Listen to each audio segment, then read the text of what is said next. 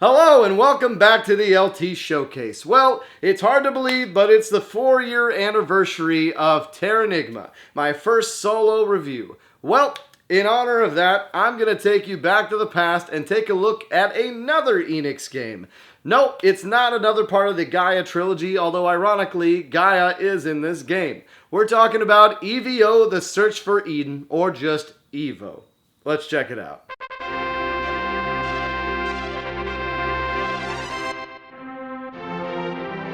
So E.V.O. The Search for Eden is another one of those games I'd never heard of until about 2013 from my buddy Ryan. Now this one, unfortunately, is stupid expensive.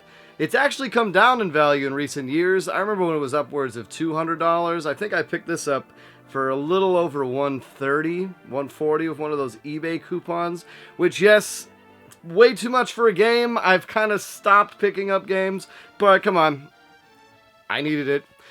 So, let's talk about it. This is I guess the easiest way to call this is a level-based action RPG, because you have an overhead map that looks like Super Mario World, where you land on different levels and you can replay levels and do stuff like that, but you gain experience. You attack in a side-scroller, and each time you kill an enemy, they drop meat, and when you eat the meat, you then get the experience as well as a little bit of health back. You start off as just a little fish. A nice squid comes up to you and says, "Welcome to the world of E.V.O. Survive, bitch!" and starts attacking you. So then you have to kill him, which was sad because he thought he was going to be your friend, and then you get meat. The more meat you eat, the more experience you get, and then you can go and evolve your character. E.V.O. E.V.O. points, evolve, clever.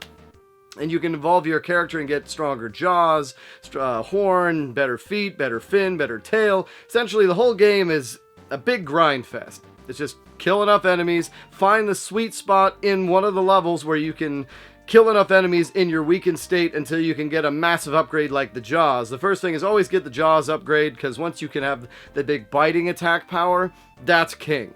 You know, you'll need some speed upgrades and some of the stuff like that. If you make your body grow bigger, that usually makes you slower, but that's the biggest thing. And the whole point of the game is that Gaia, Mother Earth, is looking for a lover to rule Eden with, and the sun sends this basically this challenger who has to work his way through all the ages, evolving throughout each. So you have the age of fish, the age of amphibians, the age of reptiles, where birds come in at the end, the age of mammals, and then finally the age of early man that comes in. You have mammoths and stuff like that. So you get all the way to the end of the Ice Age, not any farther than that.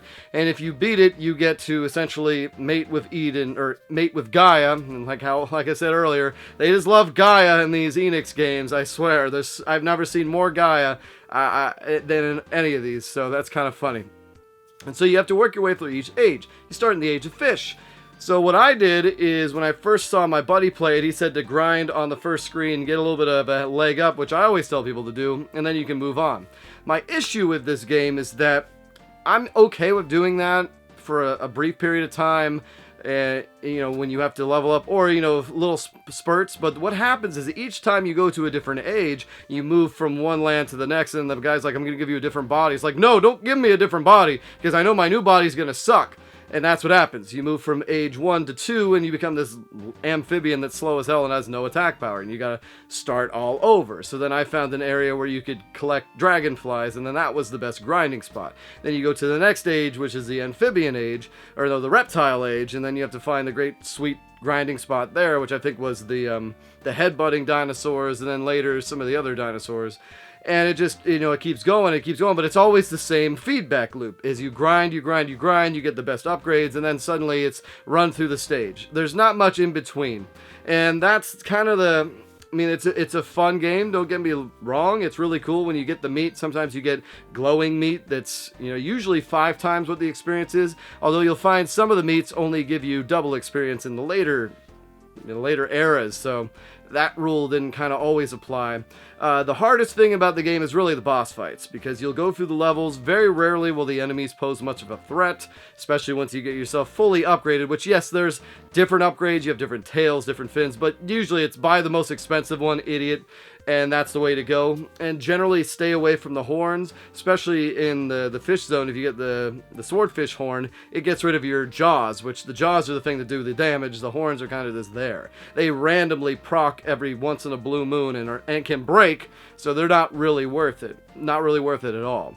And the real fun of the game is just going back and finding the evolved states, because you can save up to, I think, 40 evolved states, which, stupid me, I thought that's where you save the game. So I played this for a good 3 hours, turned off the game, came back to it the next day, and didn't have a save file.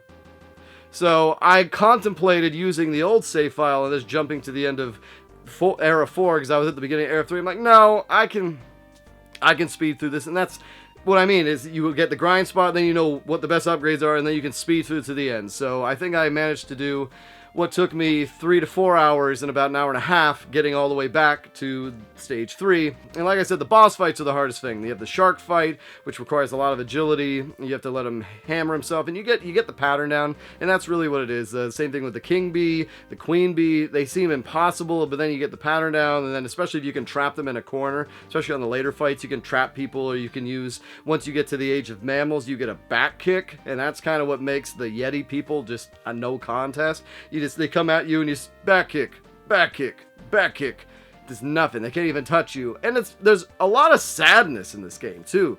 Not only do they say the dinosaurs are getting wiped out by a comet, but then they show all the dinosaurs dying, and they show like everyone, like you have it's just really, like, really sad. And when you kill the Yetis mom and dad, you see the son run around like, my mom and dad are killed, my mom and dad are killed. And then you go into the future, the next age, and there's someone that says like, oh, the wise Yeti prophet, I can hear it in the stones about losing their mother and father.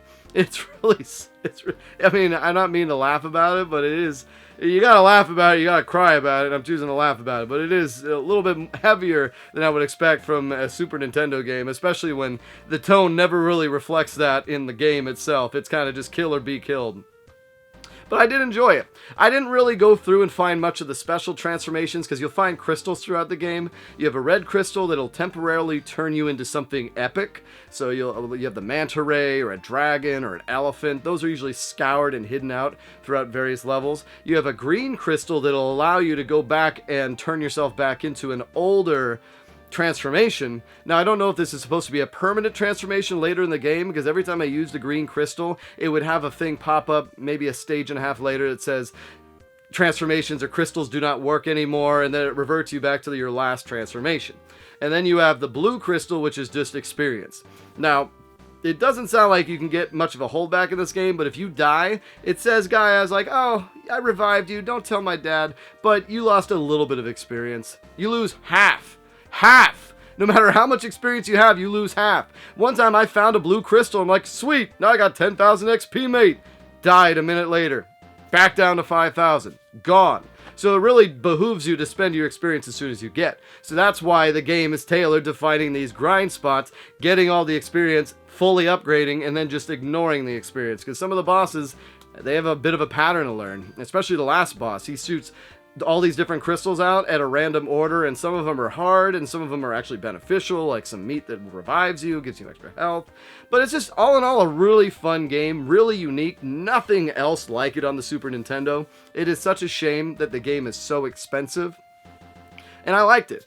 Each one of the transformations was cool. I loved playing around with the different things, but it is kind of a bummer that, yes, sometimes you would find combinations like, oh, well, if I get this fin, I get more health, versus this one gives me more strength versus attack power, but usually you want to get the attack power more than anything. And then sometimes the added health helps. I think I needed one transformation in the reptile land where I got a fin on my back. It gave me a ton of HP, but it's all experimentation, and that's cool. And you can even turn yourself into a human, which the Stegosauruses will tell you if you don't kill them. But I didn't do that because I just had a feeling that the human would suck, because you wouldn't have the strong jaws. And there are some secret transformations, like I turned into a mermaid when you had to save the whales, and that was cool. And just a really fun game. I liked it. That is your Lucious T review. If I was going to give this game a score, You know, I sound really positive, but it is such a schlock grind fest that still, it's more of a 7. I'm reminiscent on this, but actually going through the game, it's not as much fun as talking about the game and knowing what the game's about. So yeah, 7's definitely what you get. So, what the hell's that? Red crystal.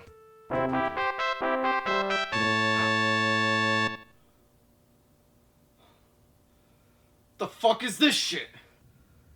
I'm getting out of here.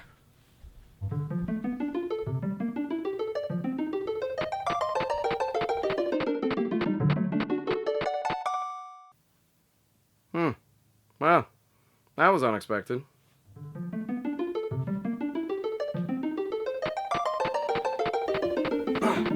That's better. Iron Commando from Pico Interactive. More like Pico shit. This is one of those games that never got a US release and was recently re-released so asshole shelf collectors would buy it. Well, it worked. Let's put this piece of shit in and see what it's all about. Already it's welcoming me to the arcade zone. Yeah, we'll see about that, motherfucker. Now, I already know this is an arcade beat-em-up, so I go to the settings to put it on easy mode. Wait, what the fuck? Why aren't the sound effects in stereo? It's like the default setting being black and white on your HD television. Makes no fucking sense. And the game jumps right into it. Story be damned, motherfucker. The manual says you are fighting the agents of GHOST. I have a better name for them. ASS. Ass! Just look at these guys. They named the color swaps. Your sprite is big enough, but he packs about as much punch as a crusty dog turd. And the combo doesn't do jack shit either. Wait, is that supposed to be the guy in the fucking box? They didn't even look anything like him. At least his hair is on point. Every hit sends you flying and takes way more health than anything you do. I thought this was fucking easy mode. Jesus Christ. Now everyone knows that the best way to play a beat 'em up is to put all your enemies on the same side of the screen. This way, you don't have to watch your back. But these intelligent motherfuckers always seem to know they need to surround you. What the fuck? God damn it. Motherfucker. Okay, I got them all. What the fuck? The sons of bitches have knives that have better range than any of your attacks, so you have to get way too close to them to hit them, whereas they can destroy you. Who thought it would be a good idea to make the first enemy in the game a challenge? What were they thinking? You can walk into an enemy and pick them up, but only if they haven't been attacked. Think the opposite of every other fucking beat 'em up you've ever played. Doing this still leaves you vulnerable anyways. Diarrhea, motherfucker! Maybe you can do the jump kick over and over again. Yeah! Yeah! Take that, motherfucker!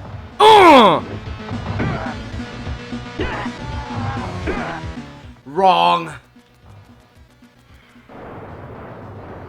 They will drop weapons upon death, but these aren't worth going for. Picking one up is a suicide waiting to happen. And once you have it, the weapon breaks after 3 or 4 hits anyways.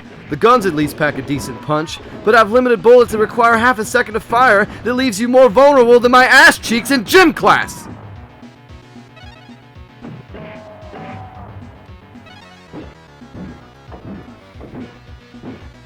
And what the fuck is this? Shang Tsung actually performs worse if he uses the weapons? Well, that's a great game design choice. Well, then what the fuck is the point of playing as him? There's more weapons littered through here than the fucking Iron Throne! And not the bullshit one from the show. The real one. Yeah.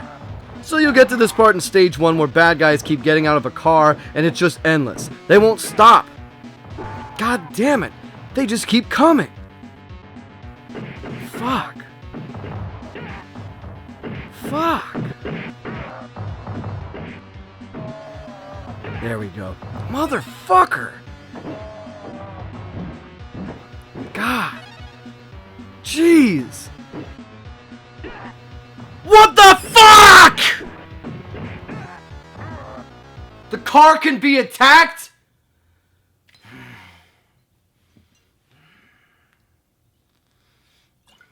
The car shows a health bar at the bottom and will continue to pour out bad guys faster than a rectal enema until it's destroyed. Got it. Stage 1. It's not fucking over? No, it's not. And also, now you'll notice that some of the enemies carry guns. The manual says these shitbags appear near the end of stage 1, but my ass, you start seeing them long before you even get to the car. And they are impossible to deal with. Leave them alone and they shoot you. Go to kill them and then get swarmed by 2 other bad guys. There must always be 3 enemies on the screen at the same time. And good luck jumping their bullets. Your character's hitbox is wider than my asshole after drinking a gallon of X-Lax. Oh well, it can't be that hard, right? At least you can continue mid-stage, yeah? No. If you die, it's back to the beginning of the fucking level. Which, there's a 10-minute timer for, because why the fuck not? Not like you can survive this onslaught for that long anyways. By the time you get to stage 2, you're just happy to see different types of enemies, only to realize that you can't even fucking hit them with your punch! The change is short-lived though, as you soon find yourself surrounded by the usual fucks. And oh wait, now there's 4 of them, instead of 3. Yeah, it's level 2, 2 times the difficulty, motherfucker! Then you get to this fucking elevator and... Wait, what the fuck? Why won't he get on there? Get the fuck up there. Get up there. Get up there! Get up there! No.